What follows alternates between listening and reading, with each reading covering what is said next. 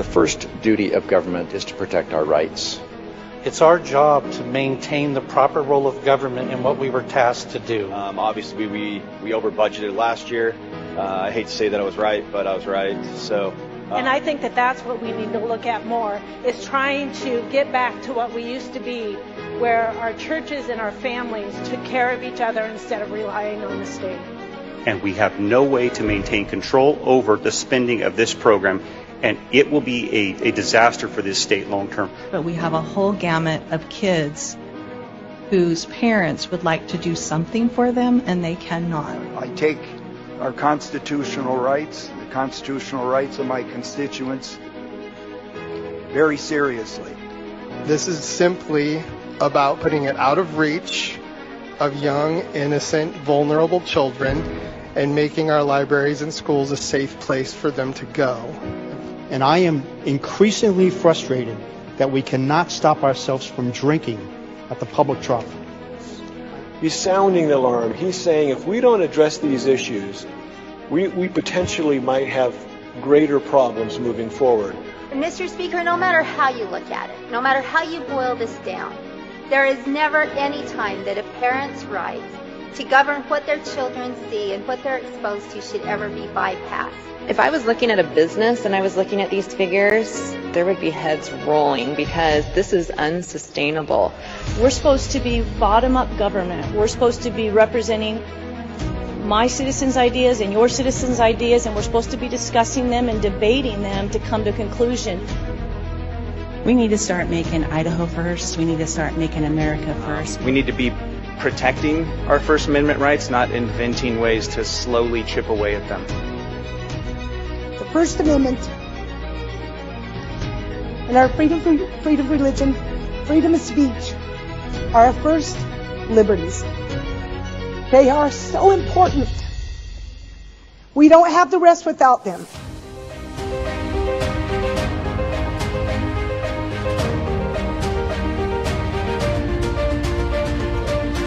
Chapter 67, districts and so on. So there's a lot of things in there. A couple of things that this bill does not do, and I want to make sure that we understand this so there's no confusion. It does not change how or where voters will vote.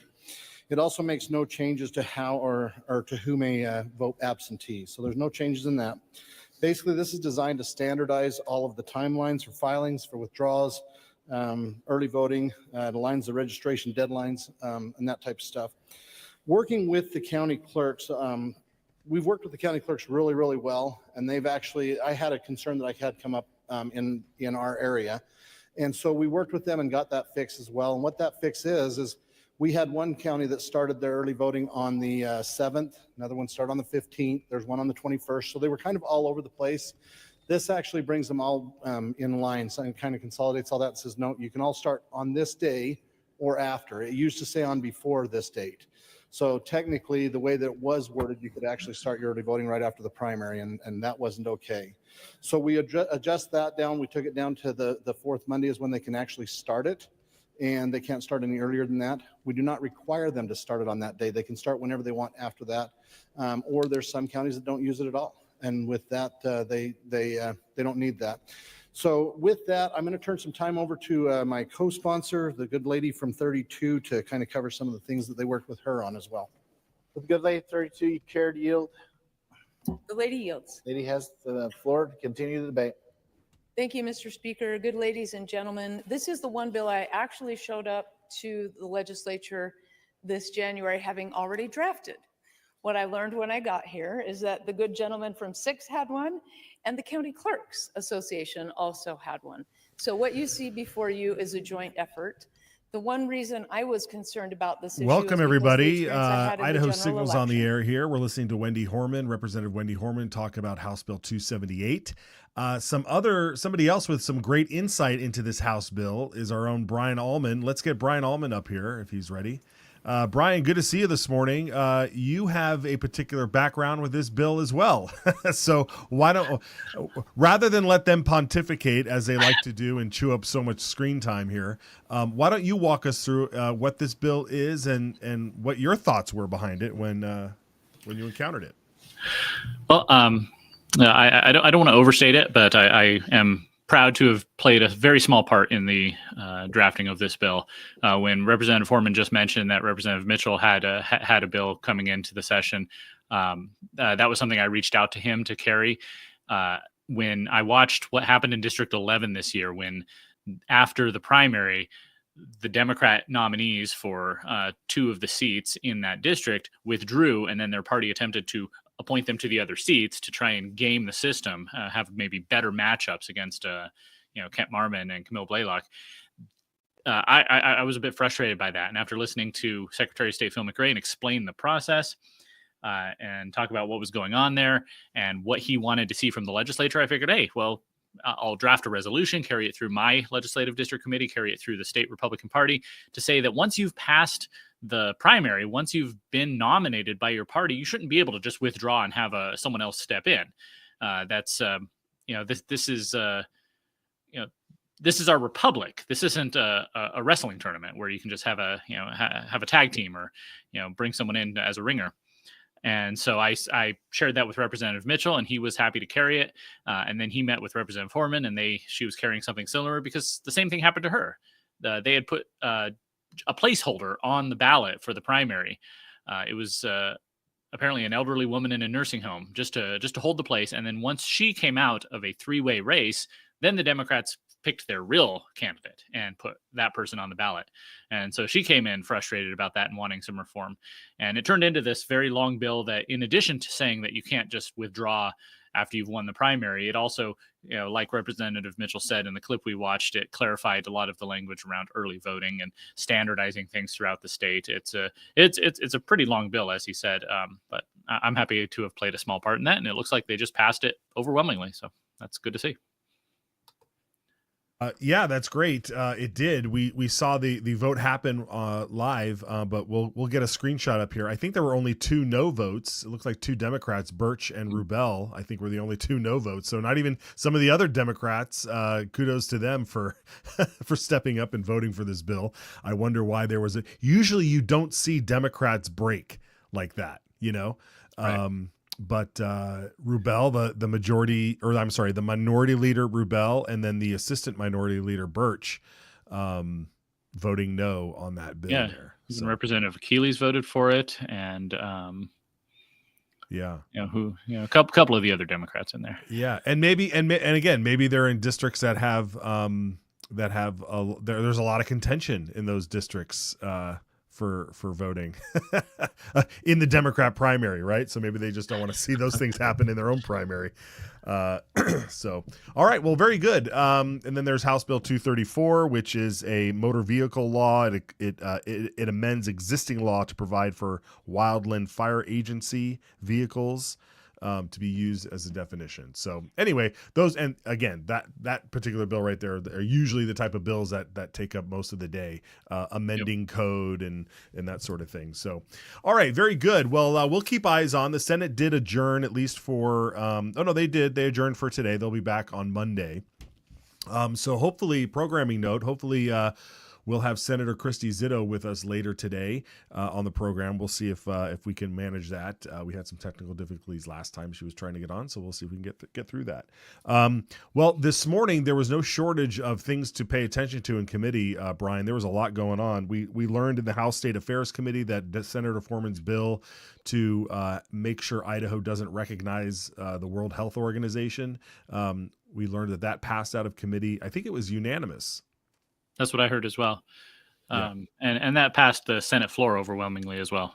Yeah, so we imagine that'll go through. So that's good as Trump pulls out of WHO and all of that stuff going on up there.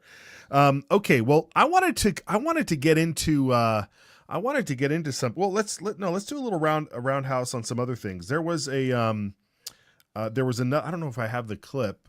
Did I pull the clip? Did you guys give me the clip? Yeah, there it is. Let's bring it in here. I think I'm the one with the clip, guys. I think I'm the one with the clip. And perhaps we can just use it as B-roll because it wasn't very exciting. But Redmond, Representative Jordan Redmond, once again was back in committee with another bill addressing some issues with this Medicaid expansion guardrail stuff. So once again, and it sounds like they're concessions, Brian. It sounds like everybody has like, no, don't take this away, don't take that away, and then they keep coming back and saying, okay, we'll let this happen, we'll let that happen. So I don't know, from a layman's perspective, it sounds like there's a lot of concessions going on. However, that being said, I'm sure this is still going to have a huge impact on the budget that is blown out the window here in terms of Medicaid expansion. So, and this wasn't a hearing today, from what I gather. Yeah, I'm not sure. I missed that one, but the saga of this bill goes back a couple of years, and House Bill 138 was the one that actually passed the House. So it sounds like they might be having trouble getting it even into a Senate committee, which is always a concern. You've got to convince 36 representatives, 18 senators, one governor, but even within that, you still have roadblocks where Senate committee chairs or House committee chairs, depending on the bill, can cause issues, and you have to do something to get them on board as well to even get it heard.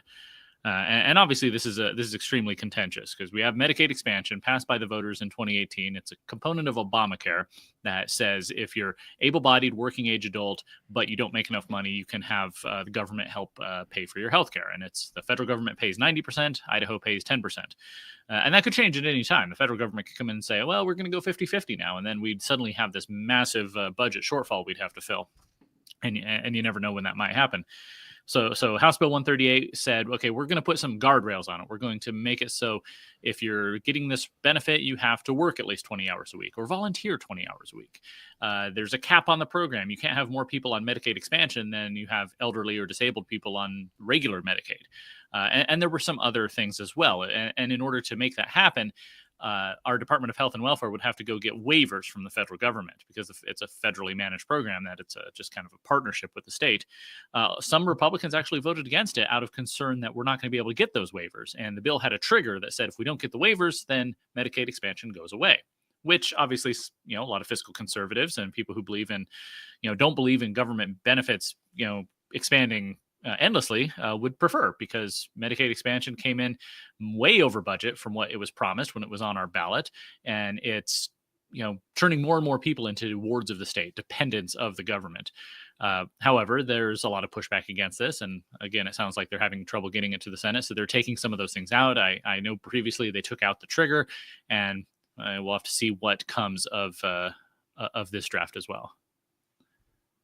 Yeah, I believe that there was this had to do with college students with part-time jobs and that sort of thing. So, yeah, I mean, like you said, brother, it's been a long. This is a hard issue, and when you have the media out there spinning lies and drumming people up, you're gonna have a lot of people calling with a lot of concerns, and then every little person has their own personal story. And they may be affected by things that are going on in Medicaid and Medicare right now, but they think that this bill has something to do with it when it doesn't. And so there's a lot of misinformation out there. So it's really contentious. So, yeah, we'll follow this through. We'll see how it goes. I mean, as with anything, if we can get something through, it's a start, and that's what we need to see here. Okay, now speaking of the government taking care of people and using our collective dollars to take care of people, I want to do a little history lesson here, Brian. I'm sure you're familiar with Davy Crockett, right? Now, I've heard of him. Yeah, and Davy Crockett was also a congressman back in the day, and there's a famous tale that he told, a true story. And it has made the rounds in the free market, free economists circles for many, many years, and it's usually titled the "Not Yours to Give" speech.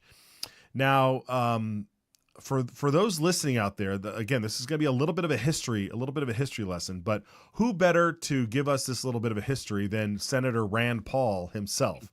So during a debate on sending money, sending our tax dollars overseas to be used for whatever, whatever's going on over in the other parts of the world that we shouldn't be paying for, Senator Rand Paul hearkened back to Davy Crockett's own words when he stood up in Congress and pushed back on the notion of sending taxpayer dollars to fix things and to take care of things that are not the proper role of government.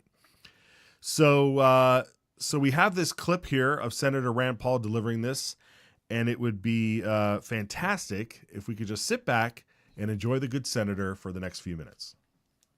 Davy Crockett only served 2 terms in Congress, but on one day in Congress, he was confronted with a bill to give money to the widow of a military officer. Davy Crockett arose and gave this speech. Mr. Speaker, I have as much respect for the memory of the deceased and as much sympathy for the suffering of the living, if suffering there be as any man in the house. But we must not permit our respect for the dead or our sympathy for a part of the living to lead us into an act of injustice to the balance of the living. We have the right as individuals to give away as much of our own money as we please in charity, but as members of Congress, we have no right so to appropriate a dollar of the public money. Davy Crockett continued, I'm the poorest man on this floor. I cannot vote for this bill, but I will give a 1 week's pay. I will give my check for 1 week, and if every member of Congress were to do this, it will amount to more than this bill asked for. When Crockett finished, there was silence, and remarkably, the bill failed. When later asked for an explanation, Davy Crockett explained. He said, several years ago, I was standing one evening on the steps of the Capitol when we saw a large, great light over Georgetown. It was evidently a large fire. We jumped into a hack and drove over there as fast as we could. In spite of all that could be done, many houses were burned and many families were made homeless. And besides, some of them had lost all but the clothes they had on. The weather was very cold. And when I saw so many women and children suffering, I felt that something must be done. The next morning, a bill was introduced appropriating $20,000 for their relief. We put aside all other business and rushed it through as soon as it could be done. Later in the year, when Davy Crockett was back in Tennessee, he ran into a constituent by the name of Horatio Bunce. Crockett asked him for his vote, and Horatio Bunce responded thusly. He said, you'd better not waste your time on my vote. I shall not vote for you again. Your vote last winter shows that either you have not the capacity to understand the Constitution or that you're wanting in honesty and firmness to be guided by it. Because the Constitution, to be worth anything, must be held sacred and rigidly observed in all its provisions. The man who wields power and misinterprets the Constitution is more dangerous the more honest he is. Horatio Bunce continued. He says, no, Colonel, there's no mistake.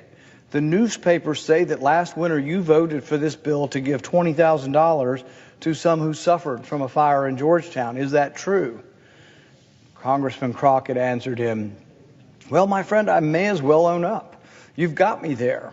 But certainly nobody would complain that a great and rich country like ours couldn't give $20,000, the insignificant sum of $20,000 to relieve its suffering women and children. Horatio Bunce replied to Congressman Crockett. He said, the power of collecting and dispersing money at pleasure is the most dangerous power that can be entrusted to a man. While you are contributing to relieve one, you are drawing it from thousands who are even worse off than he. If you had the right to give anything, the amount was simply a matter of discretion with you. And you had as much right to give 20 million as to give 20,000. If you have the right to give to one, you have the right to give to all. And as the Constitution neither defines charity nor stipulates the amount, you are at liberty to give to any and everything which you may believe or profess to believe is a charity, and to any amount you may think proper.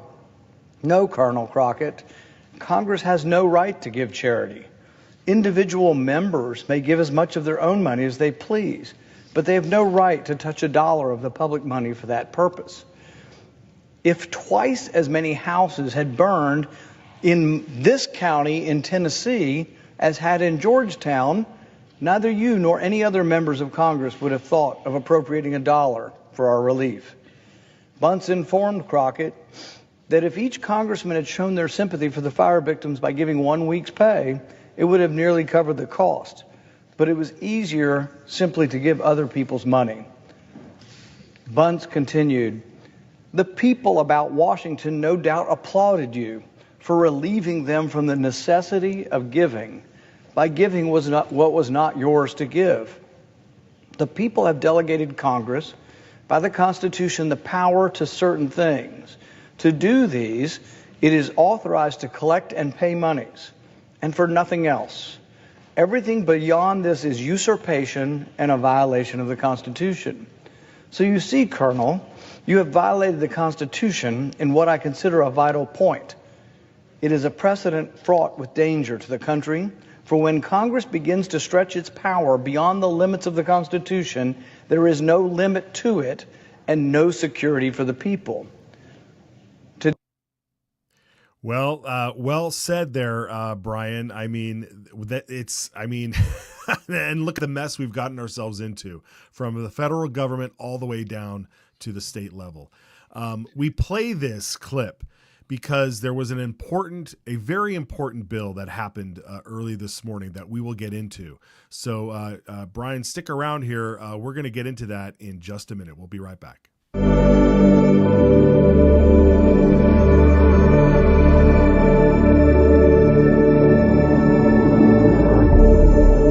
That's exactly what happened. You want to pull the tape? You can pull the tape because we now got video. The dictionary defines a pledge as something that you give as a sign that you'll keep a promise. As Idahoans, that's what we're looking for in our elected leaders. A sign that they'll keep their word. Talk is cheap, and so are political promises, hidden agendas, and special interests. This is why we created the Citizens Alliance of Idaho Pledge, affirming the values Idahoans have been living by for over 100 years, inspired by the only two documents everyone has agreed to live by. So when an Idaho legislator signs our pledge, inviting voters to publicly hold them accountable, that's what we call political integrity. The pledge restores trust and honesty between voters and their legislators. It means protecting our shared values and ensuring your voice is heard in Boise.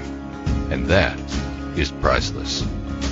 Thank your legislator for having the political courage to sign the Citizens Alliance of Idaho Pledge.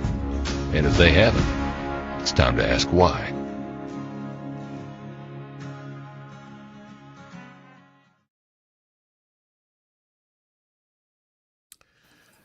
All right, welcome back. Allman, of course, is with us here. Allman, this morning in the Senate State Affairs Committee, Senator Ben Adams presented Senate Bill 1077, and this would create a new program in our state for grants going to pregnancy crisis centers, something of that nature. You familiar with this bill at all? Before we jump into the hearing. Mm-hmm. Yeah, it's been debated in conservative social media for the past few weeks, so it was interesting to finally see it come out and have the floor hearing. You want me to mention it or go straight to the clips? Yeah, we'll go right to the clip. We'll let Senator Adams present a little bit of what this bill does. Bill 1077, the Idaho Crisis Pregnancy Center Grant Program. Now, this is a timely piece of legislation in a post-Roe reality. Crisis pregnancy centers in the state of Idaho, fill a critical void in the state of Idaho for expectant mothers, especially in low-income and vulnerable communities. Excuse me.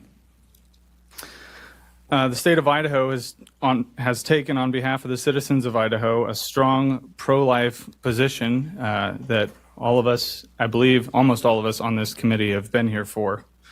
And this legislation affirms that position and allows us to take additional steps to support expectant mothers. It also allows for potential federal funds that get sent to Idaho to have somewhere to go to support pro-life. I'm going to just walk through this legislation with you before I stand for questions so we know exactly what it does and doesn't do. So on page 1 is definitions. Page 2, the goal of this is to improve access for pregnancy-related counseling and other services. The scope of the grant is it'll be issued proportionate to the number of clients served by that applicant in the previous year. And this grant will be overseen by the director of the Department of Health and Welfare. If there's a crisis pregnancy center that has not been in operation for a year and they don't have that data to show, they can apply for a $25,000 grant to help with their expenses in their grant program. Let's see. Okay, let's jump out of this a little bit here. We'll Almond. So, in terms of a crisis pregnancy center, to your understanding, what do these places do? So everybody knows about the Planned Parenthood and the abortion mills, and so these centers are started as an alternative to that. So if a young woman has becomes pregnant for whatever reason, and is now facing uncertainty or is feeling pressure to go get an abortion, these centers offer an alternative, counseling and medical care, referrals, and all sorts of other things. And oftentimes they're operated as nonprofits or charities, and they do this free of charge because they don't want to put up another financial burden on someone who is facing these tough situations. And so obviously this bill would help them out, or is intended to help them out by allowing them to access some government money, some taxpayer money to support their operations. Right.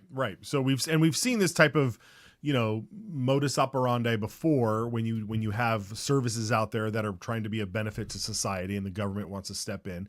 But correct me if I'm wrong, but these crisis pregnancy centers have been in operation for a long time. Mm-hmm. They are nonprofits. Most of them are charities. You can donate money. It's usually how they operate. I mean, I hear commercials all the time about, send in $25 for an to help someone with an ultrasound, donate more for this, that, and the other thing.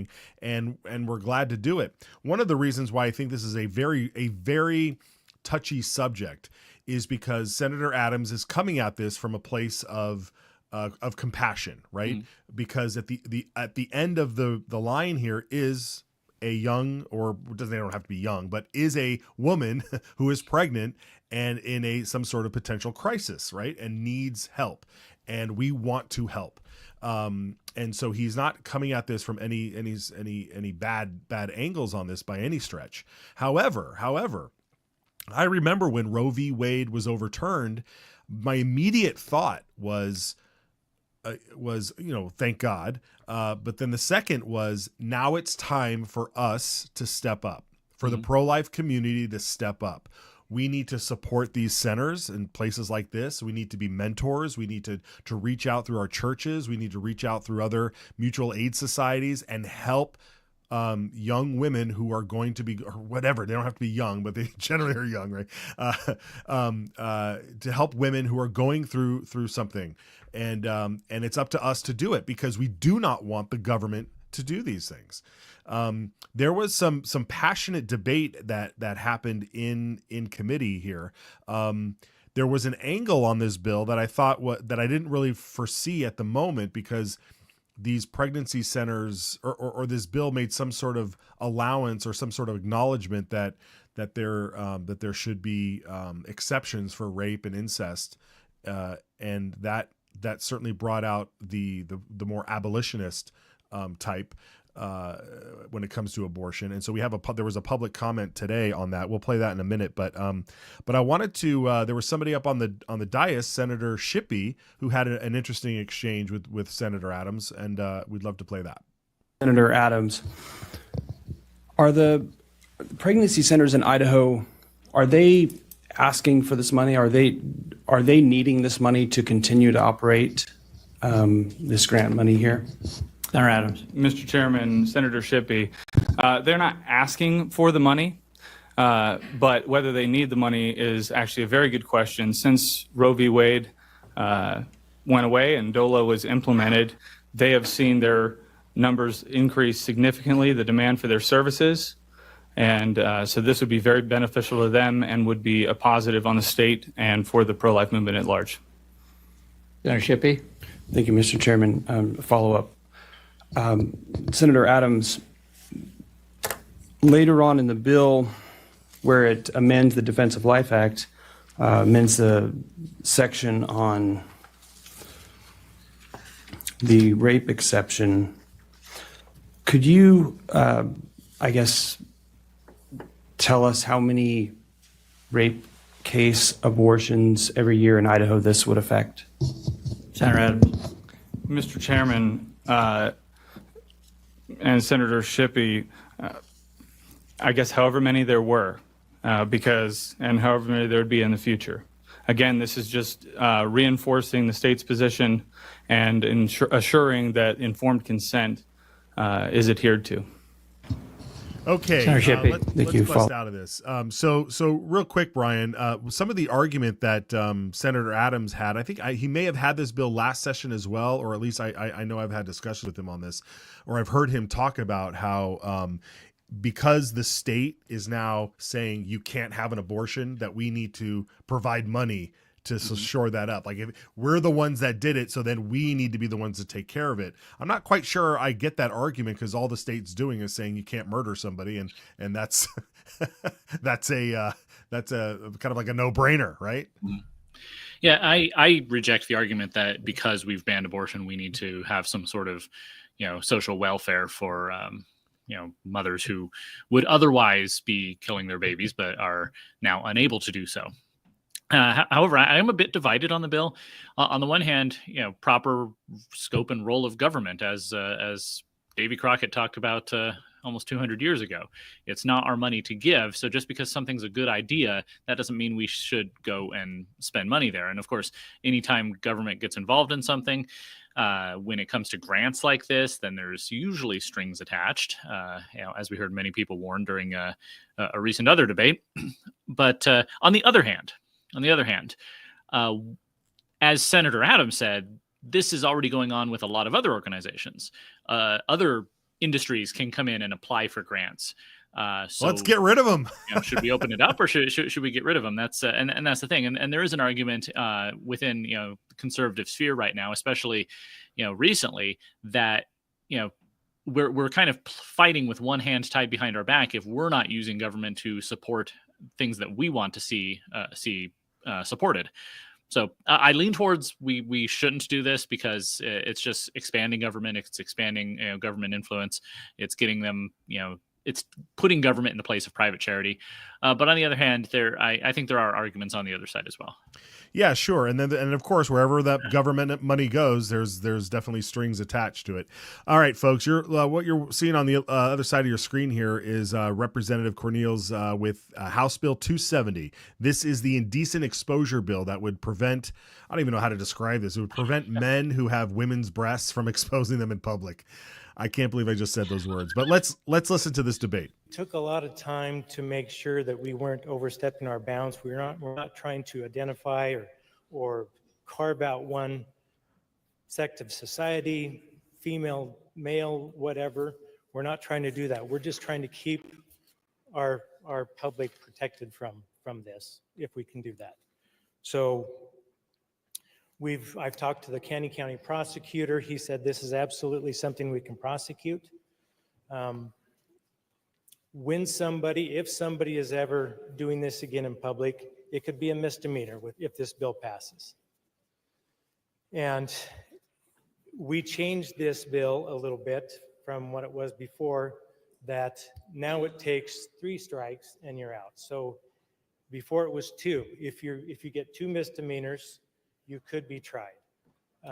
Now it's 3, including in other states, and then it could be a felony. So again, friends, I ask that you support this bill and support our communities and our society. And I want to stand for any questions. Thank you, gentlemen. For the motions, for the debate on the motion. Gentleman 15. Thank you, Mr. Speaker. Will the gentleman yield for a question? Yes. Gentleman 12 yield. Gentleman yield. This ought to be good. Speaker, thank you, good gentleman. Just want to make sure I understand. If reading this bill, that a crime has been committed if any one person is offended. Is that what triggers a crime for having been committed, that any one person is offended? Yes, that's Gentleman yes, from Mr. 12. Speaker. Sorry. Good gentleman from 15. Yes, that is in current code. Thank you. For the debate on the motion, gentleman 13. Current code. I'm co-sponsoring this bill. Good gentleman like to debate the bill. It's always interesting when they debate things that are already in current code. Yeah. That's It's not the going to scope make of the them want bill. to go back and change it, you know. Co-sponsoring this bill, and I want to emphasize in this that the way the criminal code reads there, it's willfully lewd exposure of body parts. So it's not just that someone's offended, but the actor has to be willfully lewd in their behavior.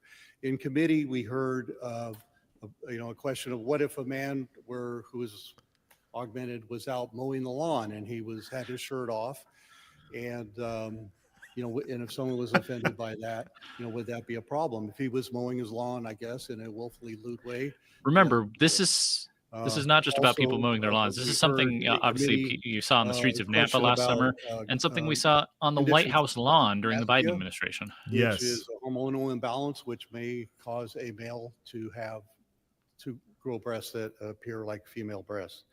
And if, that would not be a problem here, because what we're talking about is willfully lewd behavior. So what we're trying to do here is, as the good gentleman from 12 talked about, the police felt like they could do nothing. At a separate occasion, I talked to the chief of police in Nampa, and he said also, I asked him, what could you do? And he said, I didn't feel like I could do anything, because he didn't have a legal ground to stand on. So what we're trying to do is we're trying to modernize our code here. The intent, like the gentleman from 12 said, is not to bash any group of people, not try to carve out and harm any group of people. The intent here is just to make clear and cover this area. So again, you can be you can do what you want to do, just that, but if you're in doubt, cover it up. Cover it up if you're in doubt. He's a dad. That's a dad line. Okay, folks. Yeah, as mentioned, I mean, this is the type of common sense stuff that we never thought we'd have to get to this point where we're discussing these things. Some of the discussions in the hearings seemed very uncomfortable. I mean, you're talking about 17. It's such an insult to women as well. Mr. Speaker. It's the sort of thing that was once just obvious. And it also, Brian, it's like it's almost like saying, like, we can't see a woman's chest in public at all. And by gosh, if it's on a man as well, like I'm not a woman, so I don't know what kind of psyche it does if it's like, it's so lewd and gross to see. I mean, it's indecent or whatever. It's like it's like a deep philosophical discussion. We need to go have cigars and a drink and talk about these things, because it's so crazy that we're in this stage where a man augments their breast to look like a woman and then walks around flaunting it. It's such an insult to women. It's such an insult to women. Yeah, I mean, you go back 25 years, and you have The Silence of the Lambs, a horror movie about a serial killer who puts on a woman's suit to try and change how he looks, and now that's just your average day in the park. Yeah, literally, literally. All right, let's listen to Gannon.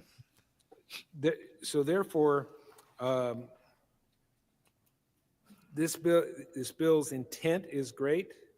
The actual example is valid, but it is expanded to private personal conduct in your own place of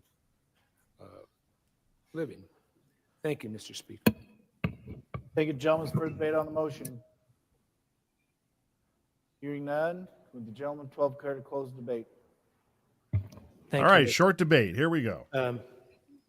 To address the good gentleman from 17, That piece of legislation exists currently. We did not change that piece of legislation. This is a good bill. It's going to take care of our communities and protect our children, protect our families, and I hope you give it your green light. Hey, gentlemen, base closed. Question, House Bill 270 passed the House.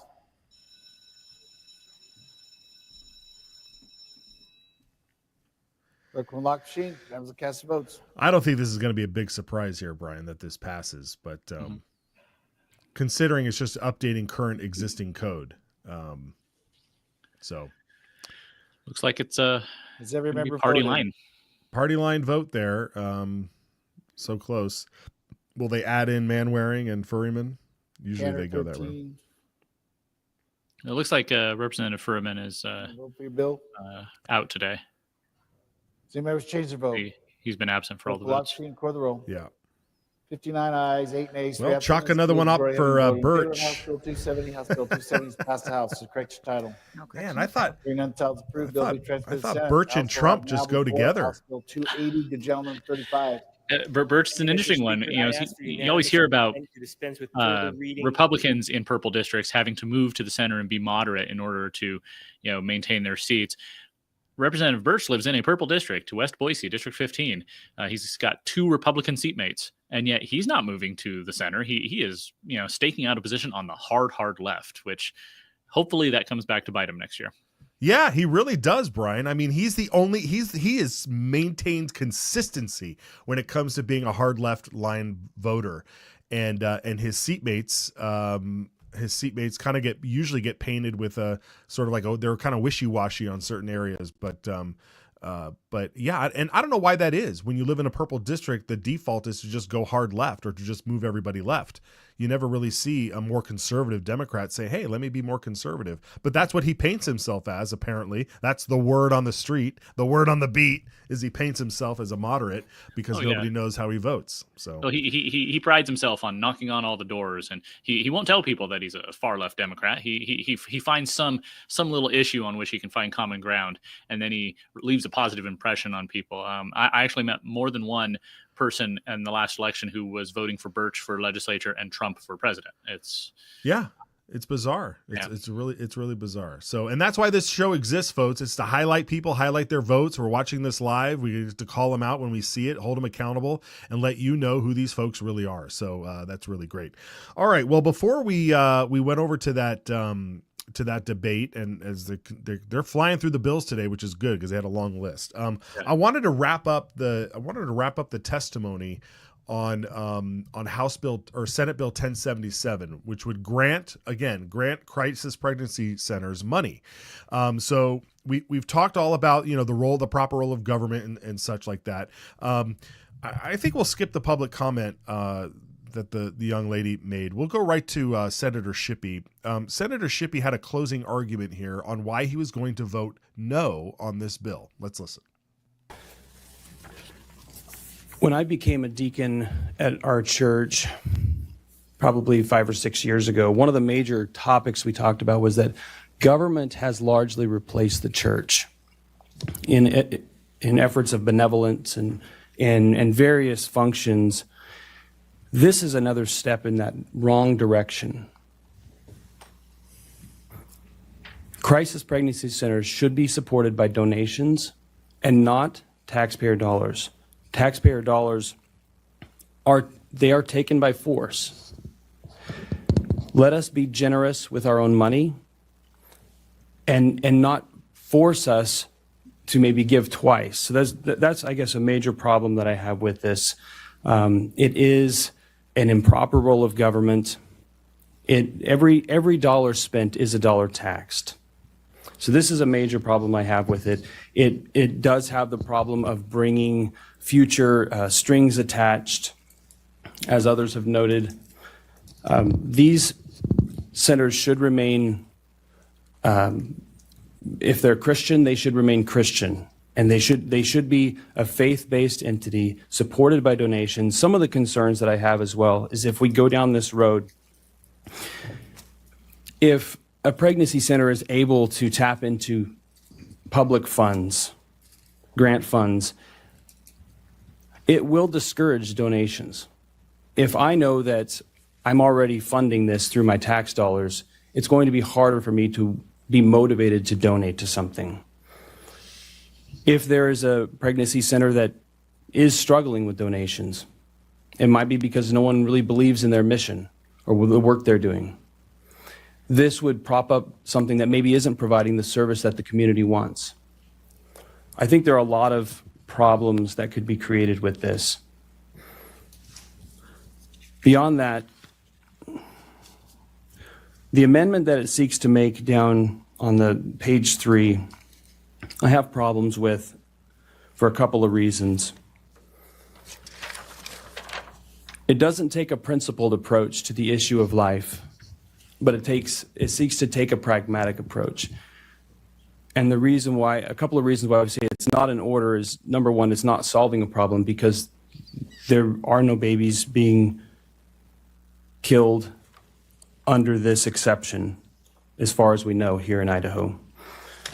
And what it does, as was mentioned by some testifiers, is that it forces there to be what's called informed consent, but it's a better knowledge of what you're doing to your own child. This is a human being, we believe it is, and we believe it should not be killed. But what it does is it says, once she has a better knowledge of what she's actually doing, then that's no longer considered criminal abortion. And it goes exactly backwards of what we should be saying in our laws. We should be affirming the equal value and dignity and worth of all human beings. And this would say that once she has a good understanding of what she's doing for 24 hours prior, then it's no longer criminal abortion. And I believe what it does is it calls evil good and good evil. So those are two of the major problems I have with this. I will be voting no on this, and I would urge you to vote no as well. Yeah, very powerful stuff there, Allman. Powerful enough indeed that the bill actually did end up failing in committee. So I think it was a 5-7 vote, if I'm correct. So 4-5, I believe. Was it 4-5 that it did, where it didn't pass? Yeah. Correct. So again, some powerful testimony, some powerful comments there, and not unlike what we were describing earlier, what we were talking about. There is a way, and I want, if anything, I want everybody to take away from this right now is we need to step up. We absolutely need to step up. Whether you get your churches involved, get your community involved, and get your dollars involved, your time, your mentorship, whatever it takes, because we should not be letting vulnerable women in positions like this alone. And there's fantastic organizations out there already doing this. It's not to say that they don't exist, but we need to continue supporting them even more. I mean, you got to put your dollar where your mouth is, or whatever the term is. We got to step up. So, very good. All right, Allman. Any final thoughts on that discussion there? No. Well, maybe. It is interesting to see issues like this where you see maybe people on the right and people on the left are joining together and voting the same, but they have very different reasons. Senator Shippey and others are standing against it because they don't want government intruding into this world. Whereas on the other hand, you have Senator Ruckty, obviously, and some of the people who testified, like from Planned Parenthood, they don't want any support for these crisis pregnancy centers because they hate them. They think they're evil because they take they counsel women to avoid abortion. And as we all know, the left is very pro-abortion. Yeah, it is. Okay. Definitely not. Yeah. Okay. I'm getting distracted over by the house. Again, these bills are just flying by, so which is good. They're working over there. And I don't think any of these have spent too much money yet. But they're currently going through some joint memorials and concurrent resolutions. A lot of them are just statements, or they're approving rules that were already submitted by the bureaucracy. Yeah, they're just getting the work done that they need to get done. That's not necessarily the flashy stuff. That's right. All right, Brian. Well, we got an article coming out today. Why don't you give us a little bit of a preview? Yeah. So as you all know, the governor signed the school choice bill. And why did he do that? He's come out against this thing in the years past.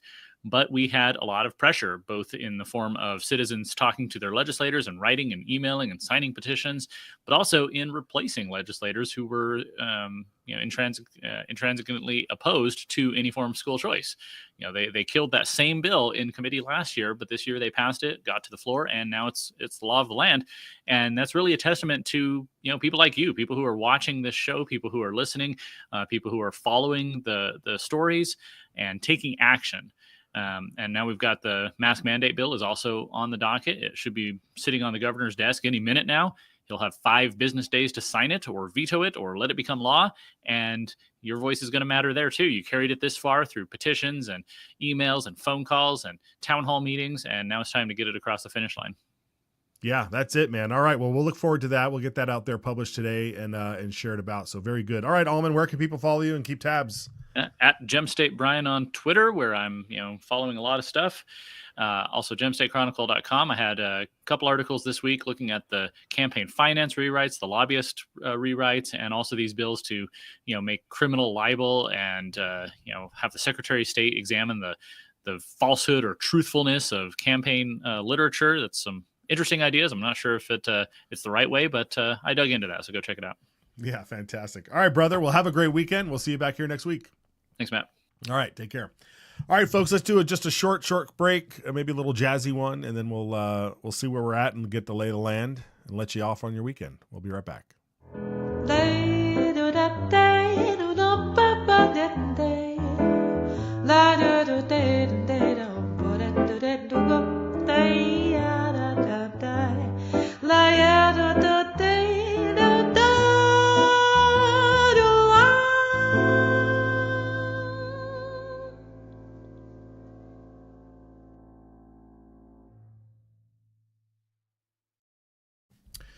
Okay, thanks for that little reset right there. One of the bills that came up during the floor, you may have seen it announced down below, but one of the bills that came up on the floor today was House Bill 131. Let's put up the tally on that one.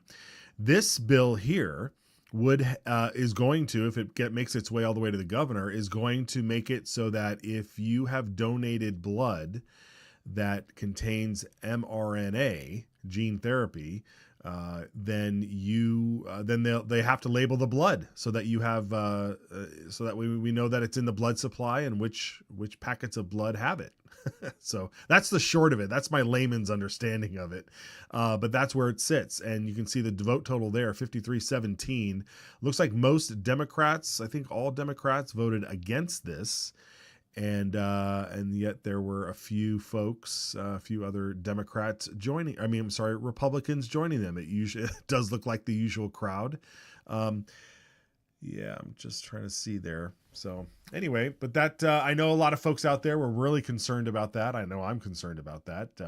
mRNA in the blood supply. I mean, we don't know what this stuff does yet, right? We don't know what this stuff does yet. So very fascinating stuff. So we'll see if that goes through. It'll head over to the Senate, and we'll take care of that over there. The House Education Committee this morning. I'm just going to kind of get you up to speed on this. We had some clips that we were going to show, and maybe we'll have to hold them over till next week. Some very important discussions happening. But there was a bill from Representative Dale Hawkins, House Bill 295. This would expand the ability to hire leadership at educational institutions. Right now, if you in order to be hired like as a superintendent or as some higher up admin, you need to go through all this sort of very specific training. And this bill would open up that ability to hire somebody, at least temporarily, to have somebody in charge who has maybe a similar background or has similar training or has a career, an experience in a career field that would be of benefit to this role in these educational institutions.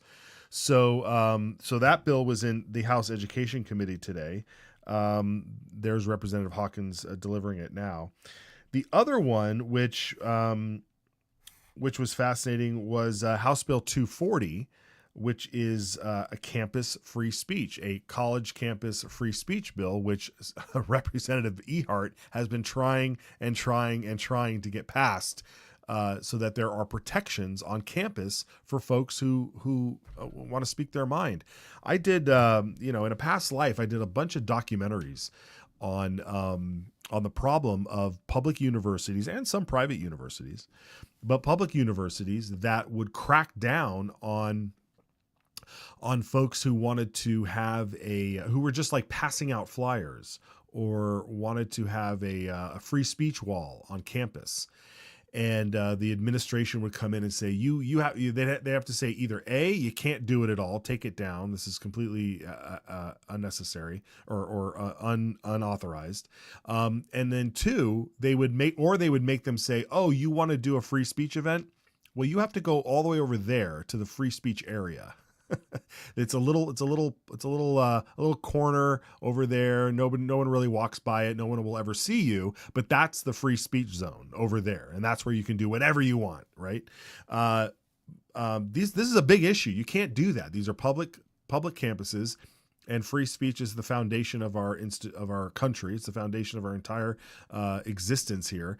And the ability to go to college, where it should be the free exchange of ideas, and to have all this stuff be clamped down, is unacceptable. So Representative Ehart has been trying hard and hard to get a bill like this passed, and it was in committee today, which I believe it did make it out of committee. So that's a good sign. So hopefully we can get this over the hump and end this charade once and for all. And again, folks, this is the type of thing where it's a perfect example of sort of what I'm really sick of hearing, right? Like, we have the First Amendment. Okay. Some constitutional purist out there will say, well, this is wrong. The university can't do this, so we don't even need this law. It's already in our Constitution. Why are they wasting time? Well, because they're doing it. What are you going to do? We need to put it to our state law that they can't do this. Well, we already have free speech in our Constitution. Yeah, well, they're still doing it. I mean, this just shows you the tyranny knows no bounds. You can put up all sorts of walls all over the place, and we just need to keep putting them up, but it will find its way through. Tyranny will always find its way through. And so we need to be vigilant. You can't back down. Keeping your liberty is not a passive task. You don't just get to say, I am free, and then just sit back and not do anything, because you'll wake up one day in shackles in the gulag. Okay? You cannot sit back. You must be more passionate than they are. You must move forward and be a force to be reckoned with for liberty than they are. That is the only way to secure your freedom, because at the end of the day, those documents, they're just a piece of paper. It's just a piece of paper. And tyranny doesn't care what's written on those papers. It doesn't. But it matters what's in here, what's in there, and you need to keep moving forward. All right, folks, I'll let you get off on your weekend on that note. Be vigilant out there. Thank you so much for joining us. And I really, really do appreciate it. If you have any ounce of, care to keep this show on the air, then I encourage you to head over to idahosignal.com and do a quick donation there and keep us on the air. We've been getting donations this session, and it's really, really humbling to see it. A few of you out there have recurring donations, and I so thank you so much. It's so great to have you on there. The other thing I want to know is that if you're up in the North Idaho area and you might be familiar with the People's Pen. I'll have to share it on Monday. I think I left it. I left it in another room. But the People's Pen came out, and you'll find an entire interview with yours truly talking about Idaho Signal. So go out there and pick up your copy of the People's Pen to read all about this show. It's really cool. So, hey, look at that. there it is. There's the copy. That's the front page there or the front cover of the People's Pen. That's the issue that Idaho Signal is in. That's a great drawing of a victorious President Trump. All right, folks, have a great weekend. We will see you back here live on Monday. Take care.